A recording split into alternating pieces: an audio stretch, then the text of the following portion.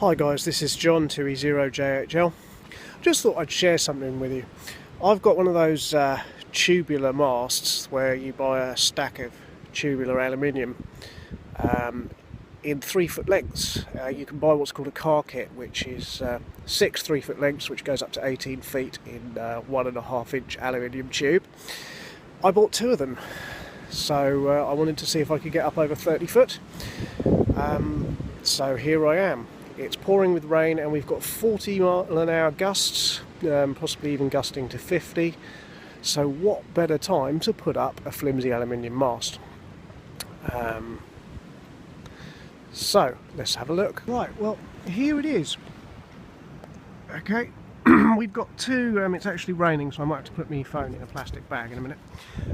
We've got 12 sections of 3 foot.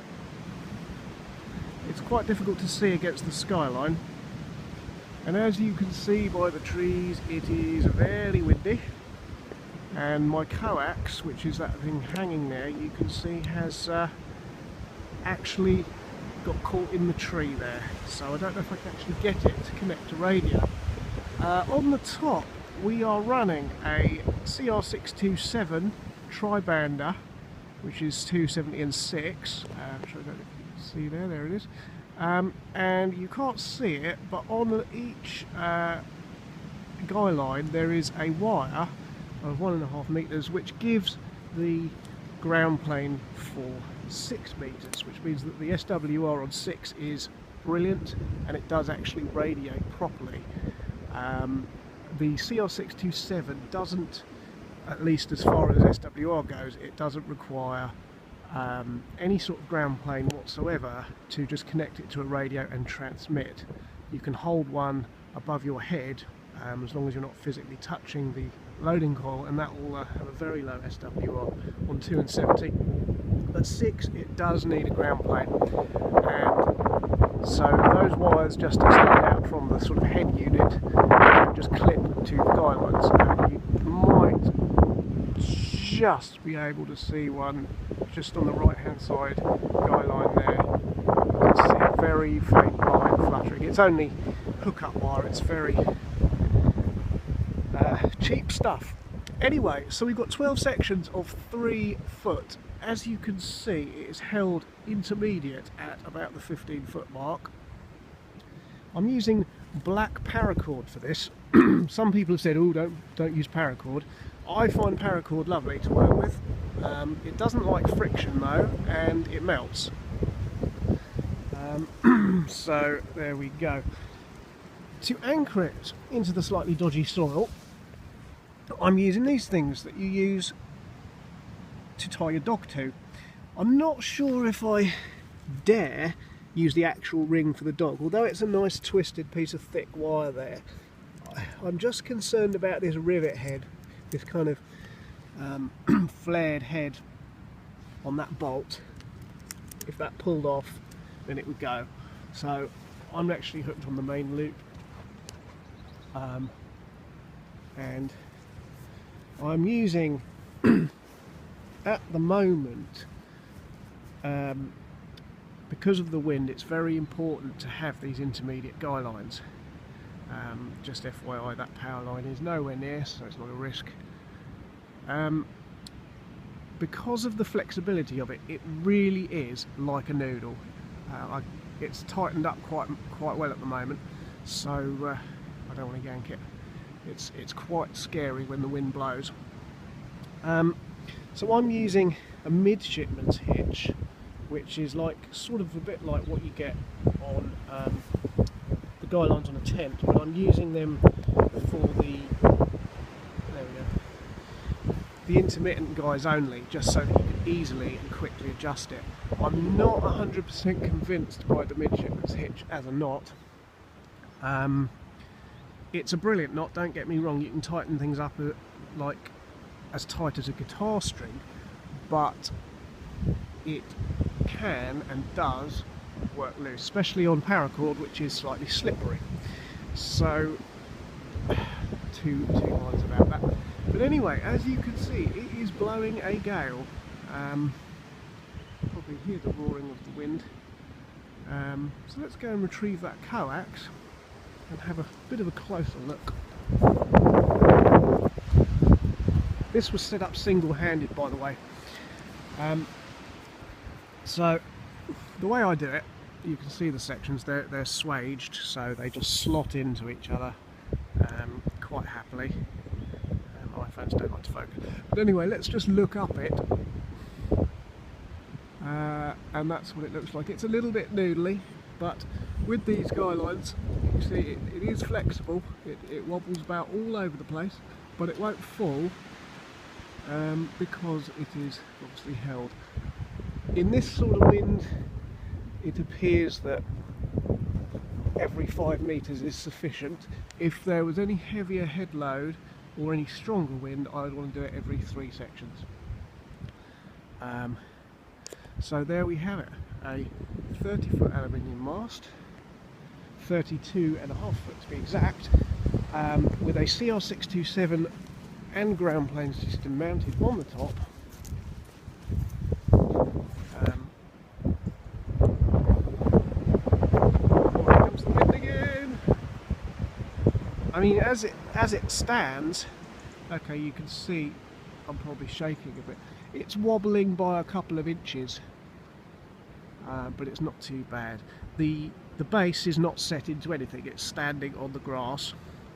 I do recommend, if you use this sort of mast, to have one section. You'll notice I've got yellow tape on this bottom section. That's the section that's the base section, so that's the bit that mashes into the gravel and the grass and gets deformed.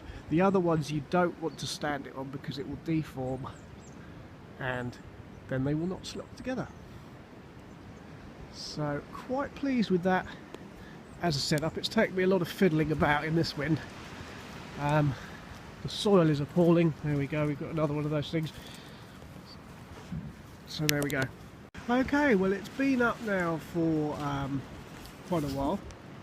I've managed to retrieve my coax, get it pointed downwards.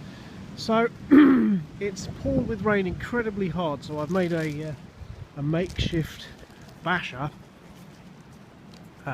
It's a tent.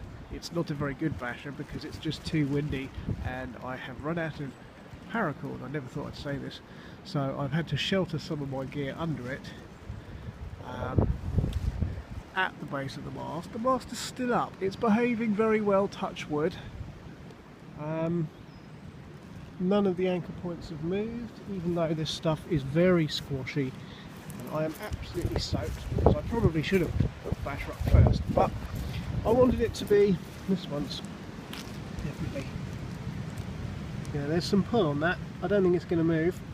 You see how I've looped the wire, if I, the guy line, if you look closely at that, I don't know if it will zoom in enough. You see I've looped it several times around. This is to increase the friction, because what I have found is that these knots, they get wet, they loosen, and then they start to slip. See? Do you see that happen there? Just slipped. You need to have the knot as far away from the anchor as possible. So, you see, if I pull that, that won't move, but they do move, and so it's designed to stop the cord running round the peg and unraveling. It seems to work pretty well, but in this sort of wind I would not want to leave this up overnight without constant sort of checks. Now that's starting to flex a bit one way, so we'll need a bit of tightening. That's what you're supposed to do. You're supposed to keep them vertical. That's the whole point of a vertical, and I do not, having got this far, you can see that is slightly out of alignment, particularly the top. So I'm going to bring it back over this way a bit. So yeah, it's good to know that it's possible to set something up. Right, I've attached my radio here. What you want to do to avoid this coax from swinging out, before you connect your radio, I've cable tied this here, but you want to swing it round the mast a few times where possible as you put it up. Obviously the intermediate guys will restrict it from going back in there, but you know, you can just by, you know, you can tighten that up if you need to. because the guys are quite sort of good, it will obviously flex the coax, but it's not going to affect things much. So there's my VX7 dangling. Before you say anything, I've got a connection saver there, so that takes the strain. Very much worth having.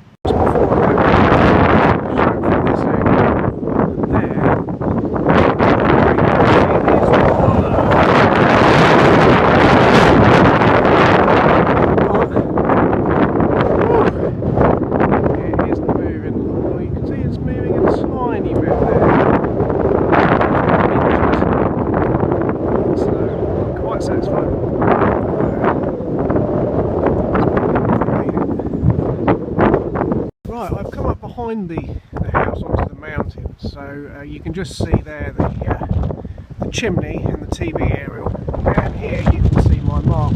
Now, I don't know if you can hear, but the wind up there is spectacular. Down there, over this hedge, I was sheltered, so this just goes to show when you set up something like this, the wind can be very much different up there than it is at ground level. But I'm impressed to see, although that to me distinctly looks crooked and plumped, it looked alright from where I was standing, but it looks a bit crooked. It's not moving at all. I'm moving because of the wind. You can just see the intermediate guys down there, and that gives you an idea, that tree, and that's TV aerial there, so it's quite tall. That's not moving at all, that's not even wobbling.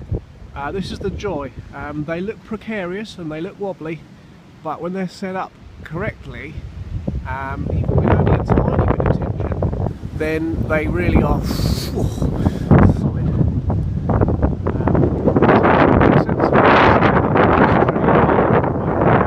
Like this.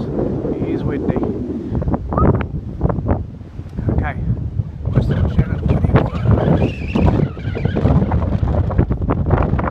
that's quite satisfying.